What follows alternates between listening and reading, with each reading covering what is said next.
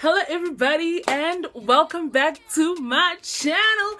It's your girl Dk1original coming at you from the exact same location. We are still in lockdown. You already know what it is.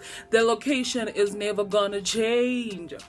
Alright, so if you see the light going a little like in and out, I'm recording this pretty late. Like, why? There is no reason. But anyway, I'm recording this pretty late.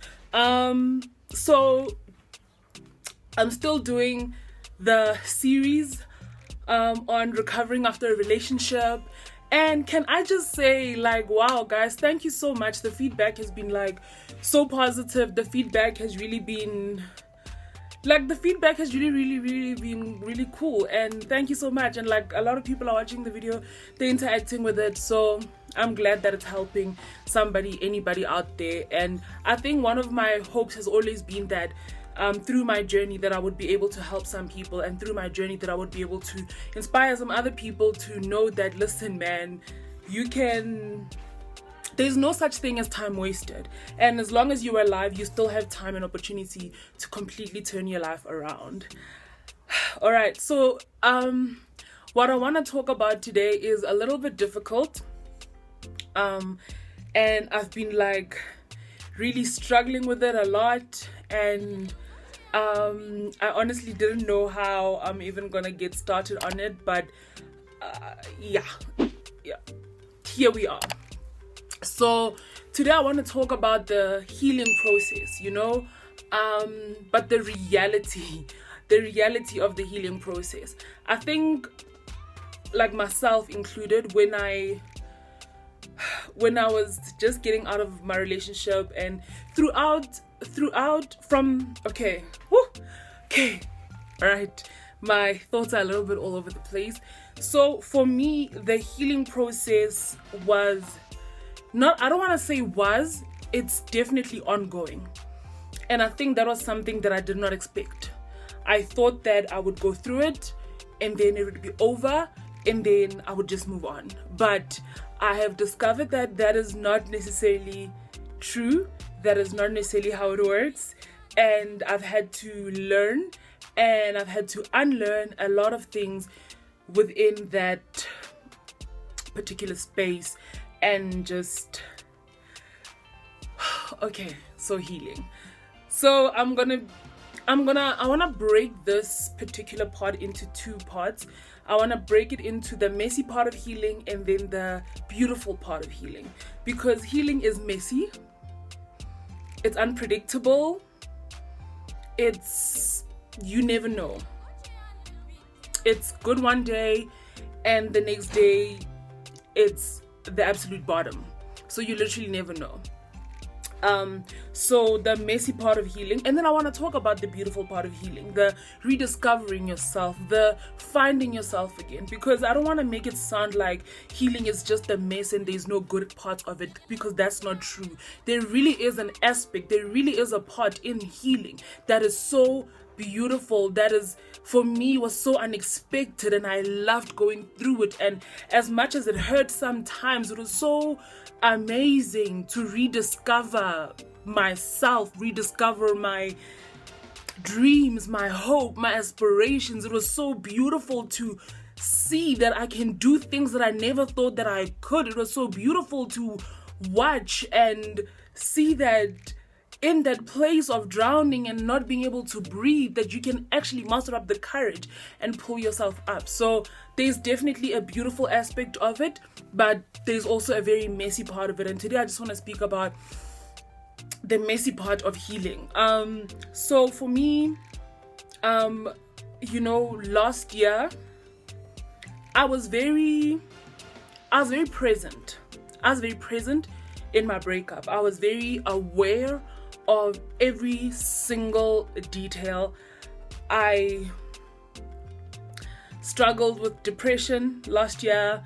A lot of people don't know this, but I was even put on pills for antidepressants at some point. But I really went through it, and I allowed myself to feel the pain. I allowed myself to go through the morning. I allowed myself, like, I had days where literally I would just cry and cry. I took so many sick days last year. Oh my word.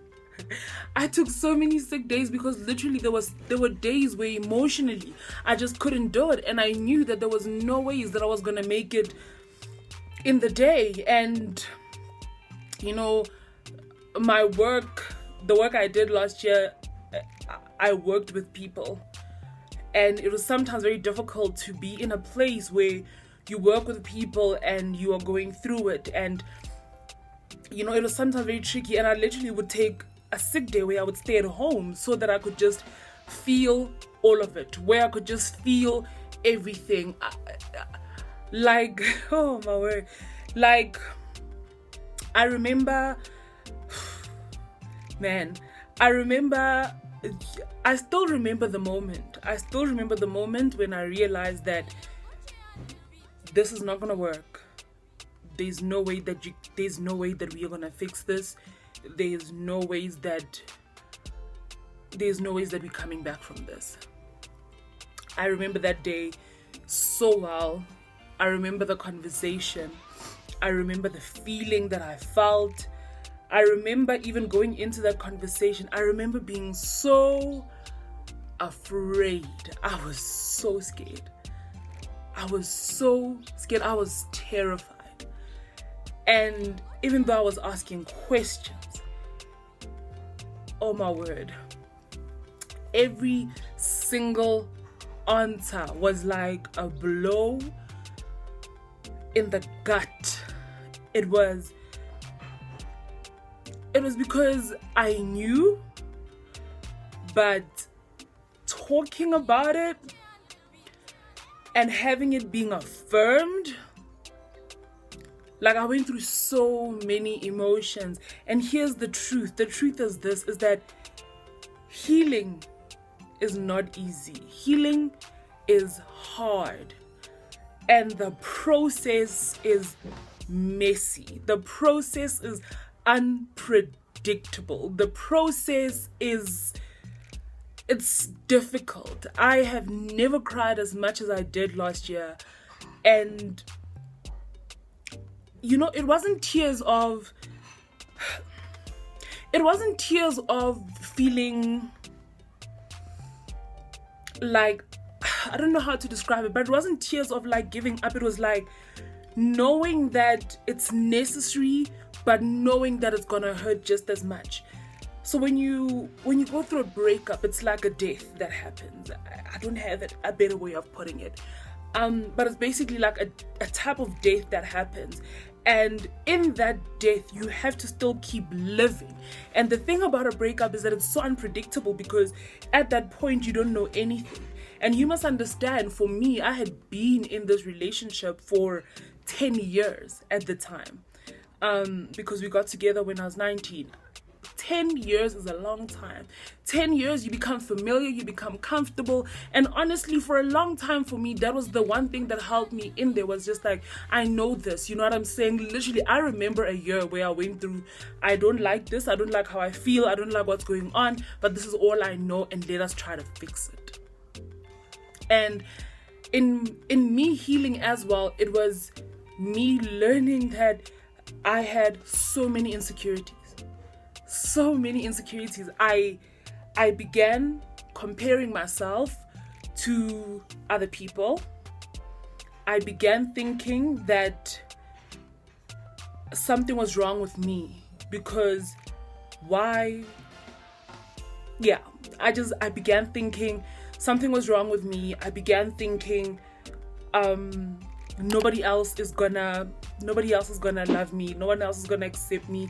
I had so many insecurities. I've always been a plus size girl, and I was like, you know, nobody's gonna want me, nobody's gonna look at me. And I was like, you know what, just suffer through this, because at least you're married. And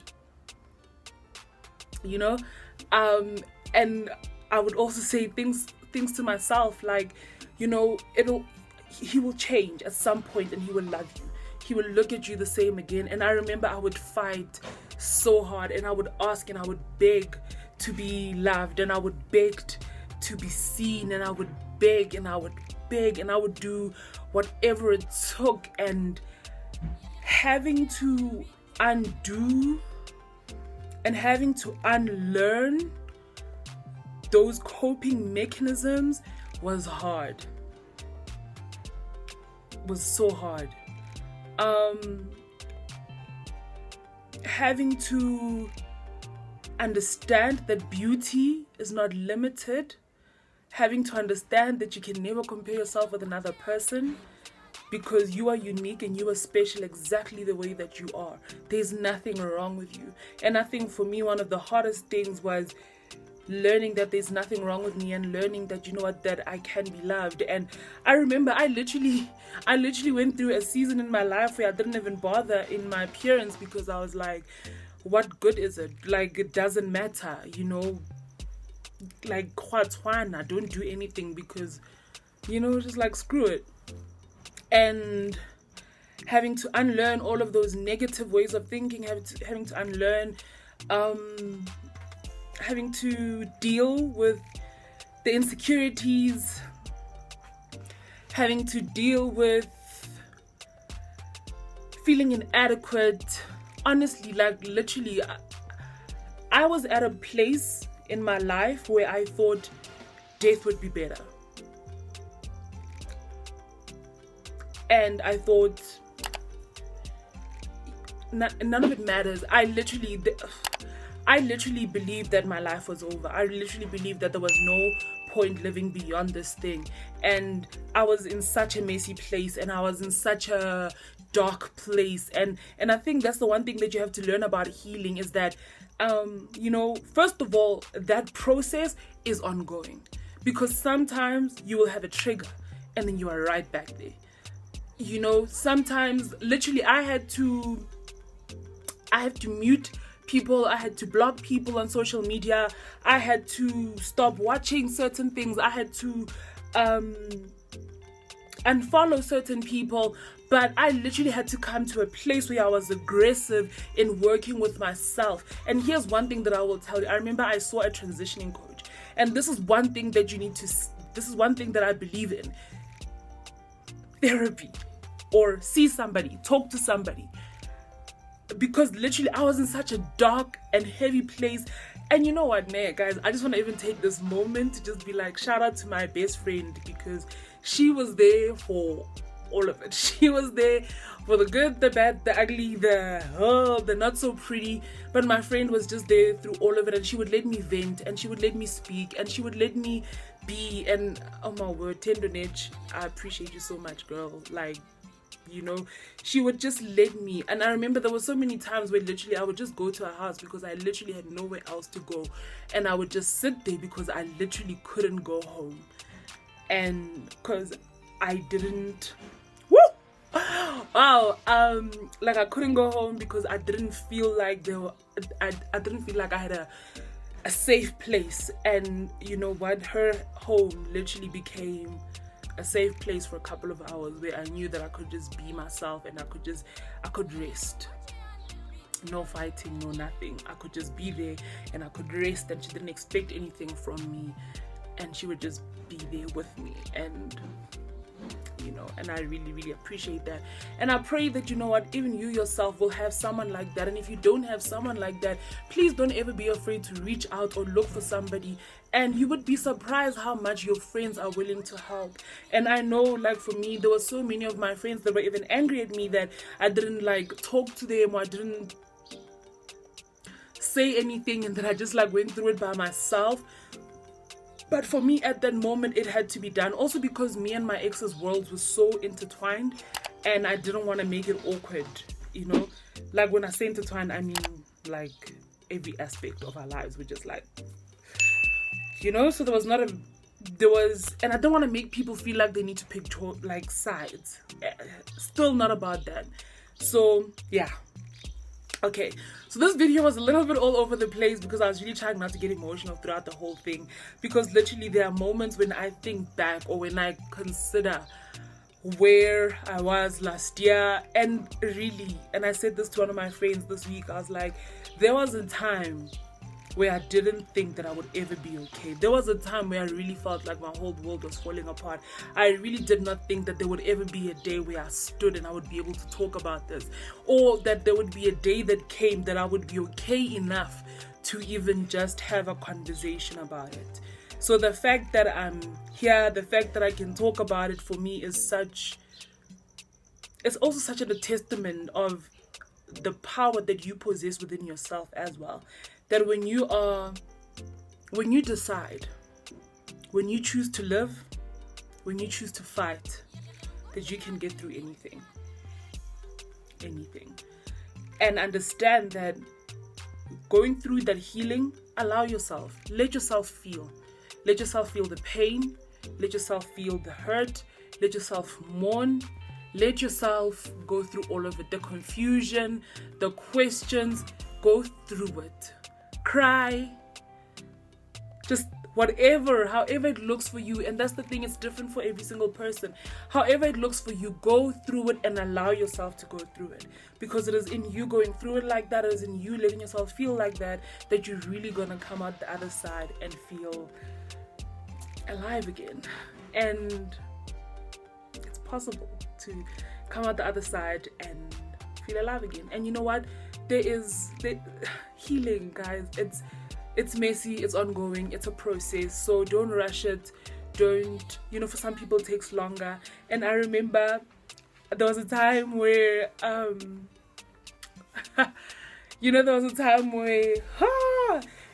started feeling better, and I could see that I'm ready to move on, or whatever the case.